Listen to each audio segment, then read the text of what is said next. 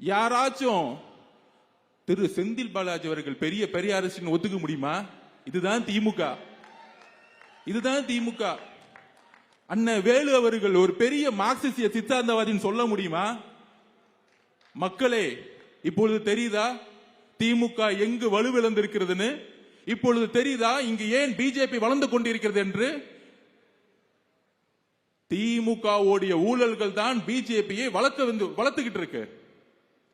அப்ப உடனே அடுத்த கொஸ்டின், நீங்க ஏன் அதிமுகவை எதுக்கல? நண்பர்களே, போன்ற ஆட்சியில ஜிஎஸ்டி, நீட், சிஏஏ எல்லா போராட்டங்களிலும் அன்றைக்கு இருந்த ஆளும் அரசு ஒன்றிய அரசுடன் சேர்ந்து பயணித்த பொழுது நம்மளுடைய குரல் ஒலித்தது. குரல் ஒலிக்காமல் தலைவர் விஜய் அவர்கள் நீட்டுக்கு எதிரான போராட்டத்தை பங்கெடுத்தார், ஜல்லிக்கு எதிரான போராட்டத்தில் பங்கெடுத்தார், சிஏக்கு எதிரான போராட்டத்தில் பங்கெடுத்தார். அன்றைக்கு அவர் அரசியல்வாதி இல்ல, ஒரு சாமானிய மனிதனாக பங்கெடுத்தார்.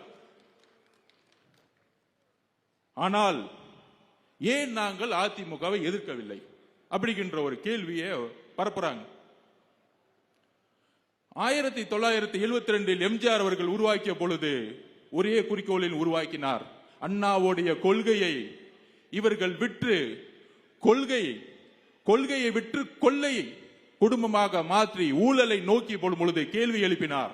அதே உணர்வுடன் தமிழக வெற்றிக் கழகம் இந்த தமிழகத்தில் பெரியாரிசத்தை பெயரளவுக்கு பேசிக்கொண்டு சமூக நீதியை தூக்கி எறிந்து ஊழலை மட்டுமே அடிப்படையாக கொண்டு உருவாக்குகின்ற இந்த திமுக ஆட்சிக்கு எதிராக கட்சியை உருவாக்கும் பொழுது நம்மளுடைய ஒரே குறிக்கோள், ஏன் அரசியல் எதிரி திமுக, ஏன் கொள்கை எதிரி பிஜேபி என்பதை உள்வாங்கினோம்.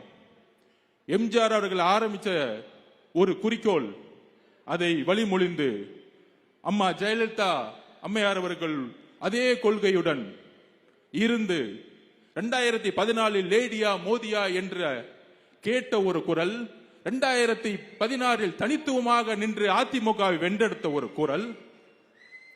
அந்த அதிமுகவில் ஒட்டுமொத்த தொண்டர்களும் இந்த குடும்ப ஆட்சிக்கு எதிராகவும் லேதியா மோதியா என்கின்ற கேள்வியுடன் மோதிக்கும் பாஜகவிற்கும் எதிரான ஒரு குரலுடன் இருந்த அதிமுக இன்றைக்கு பிஜேபியை பின்புறல் வாசலாக நேரடியாக வரவேற்று இன்றைக்கு கூட்டணியை உருவாக்கி, அந்த கூட்டணியுடைய தலைவர் யாருன்னு இன்னைக்கு வரைக்கும் தெரியல. அங்க அமித்ஷா சொல்றாரு என்டிஏ